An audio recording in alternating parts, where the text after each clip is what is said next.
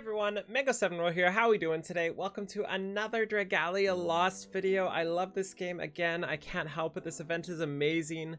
It's a lot different from the last event, and I'm hoping to help you through that. As I guessed, it's pretty much a carbon copy of a Fate Grand Order event. So if you've ever played Fate Grand Order, you pretty much understand what's going on here, I would say. But if you haven't, I'm here to help. One thing's for sure is this Wyrmprint juggling that we're getting right now, it's here to stay, and you're going to get a lot of events like this, so you really want to get a handle on how these currencies work and try to maximize them, because that's really the key to all these events. So to start things off, let's talk about your facility, your Halidome. The main importance of this event, I guess, is the Sweet Retreat. You get 30 facility levels, and these will stay after the event. You will not get the bonuses from the building, but you keep the facility level for sure. So these levels take not too long. I think they go from 3 minutes to 10 minutes to 30 minutes to 60 minutes up to 6 hours at level 20 here. And they take Snack-O-Lanterns to level them up. There's also a glitch with it right now, and there is a way around the glitch. I expect this to be fixed possibly by the time this video is even up, but if it's not, the way to get around this is put these away just like this. And I'm not entirely sure what stats you do or don't get with the glitch, but long story short, stacking with altars doesn't really work too well, and that will be fixed. It's in the notices if you want to read up more. But to get it working a little better, you want to just pick them all up and put the Sweet Retreat back down first. And then you can put your altars down, and everything is mostly a-okay, still not up to par, but I think better than before. Once that's done, you will have to redo this process every single time you level up your Sweet Retreat. So when I do this and I finish it in 6 hours, I will have to repeat that process. So I really don't recommend doing this until it's at 6 hours, because it's really annoying to do. I even dedicated a little area down here just for them. So let's take a look now at the hardest part of the event, the Wyrmprints. So I'm going to just go to an empty team here. Perfect.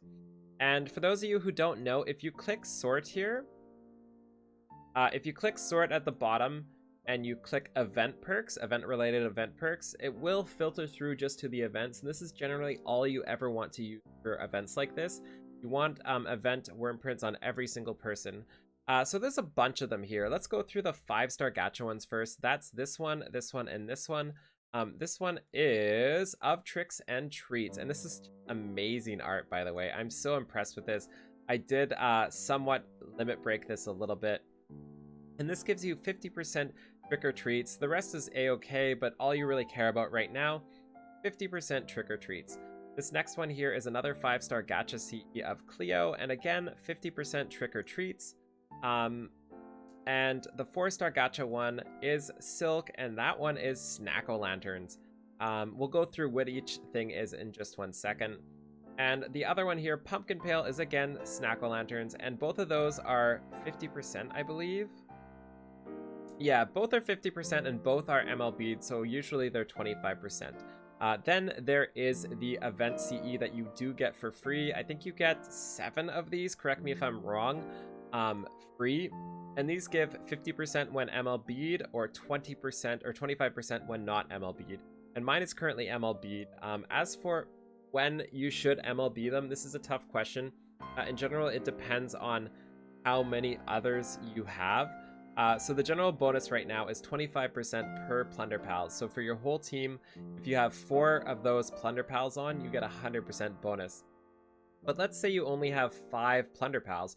If you unbind them all together, sure, you have a better Plunder Pals period, but you only have 50%. So you need to fill up those other slots with more Wyrmprints to kind of make up for that.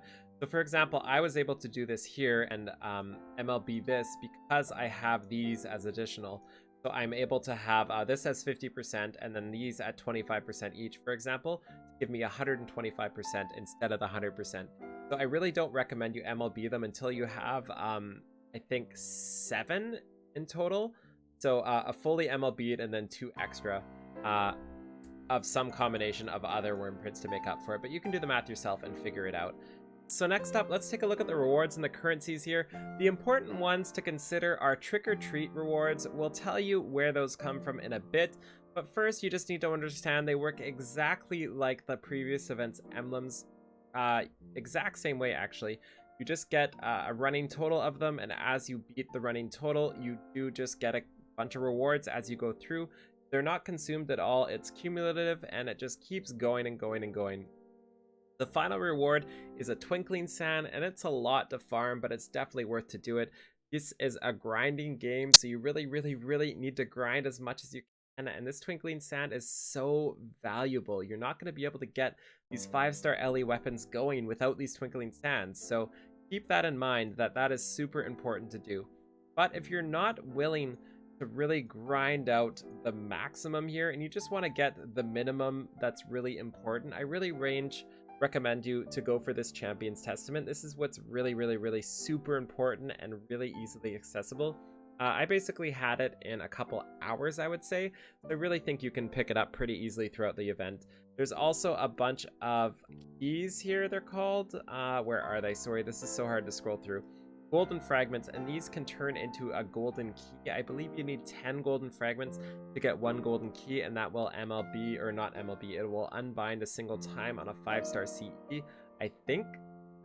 There's also this treasure shop here, and this is like a currency shop. It's not like the last one. This is just you pick what you buy, and that's that. The important one to get here is Plunder Pals. Unless you're a whale or you're doing a bunch of summoning, you probably get nothing but Plunder Pals until you have 4 of them. That's the most important thing to do, and I would probably just keep buying them until you get them. And again, this is the CE, the Wormprint, sorry, that just makes this event so much easier. As for what else to get, I got asked this like 20 times on stream today.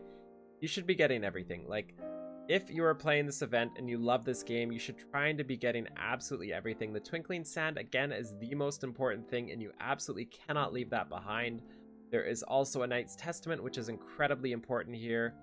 And these 2 weapons, there's a 3-star light elemental weapon and a 3-star light staff there, a staff and a lance. I think these are okay. I don't think they're too great.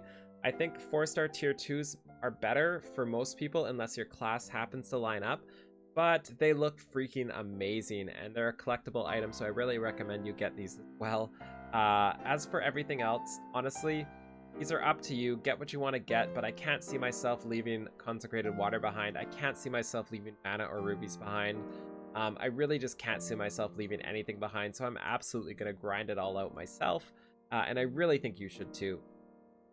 So let's take a look at what you're actually going to be grinding here, what you want to grind and why you want to grind it. So the first things first is the Squash the Pumpkin, and you get Snack-O-Lanterns here. And if you're ever confused, remember there's this little handy button here, tells you what drops. And Snack-O-Lanterns, as we said, are used to upgrade your retreat, so you definitely want to do that as much as possible. So the way this works is you have an expert, just like we did in the previous raid, and then you have a chance to spawn the EX version after, and you can do this when you're joining too. So you do not have to host, you can absolutely join instead, and I do recommend you join. I don't recommend you using your stamina here. I recommend you using your feathers or your wings, joining somebody else and making them use their stamina. That is my recommendation there. In both of those areas, you do want to have a setup that is focused on Snack-O-Lantern drops. So that is this one for me. I've got my Snack-O-Lanterns here. Actually, we can use our handy event perks. We've got our 50 Snack-O-Lanterns, 50 Snack-Os there, 50 snacks there, and 50 trick-or-treats here because I didn't have another Snack-O-Lantern yet because I didn't listen to my own advice, but I wanted the pretty picture. But you should have all Snack-O-Lantern bonuses there when you're doing this. And you really just want to do this one whenever you have feathers to use, whenever you have wings to use, if you're missing some Snack-O-Lanterns to upgrade your building. But in all honesty, you're going to be grinding the challenge battle the most. This is Halloween Horrors, and this is the 5-wave one that people are complaining about is too hard and you can't solo it. But I'm finding it lots of fun so far. And in the Horrors is where you farm your trick-or-treat, so you want to use your full trick-or-treat setup. And if you're not like me, if you don't really get lucky in summons, you're basically just using all Plunder Pals all the time. But if you are like me and you have some summons under your belt, you can use any of the 5-star gachas instead in its place here to help make things just a little faster. And this one is just do the best you can. There's a bunch of achievements during the battle. It's not too difficult, but it's kind of difficult, and the further along in this event we get, the better you get at playing, the easier this is going to get. So while the grind may seem like a lot at the start, these event bonuses really stack up and you'll really find yourself having an easy time, I think. I should have a video up on how to really do this fight easily tomorrow, I'm guessing. I didn't have enough time today to grind my ult out with Luca because I didn't want to show Elisann just like stomping the place.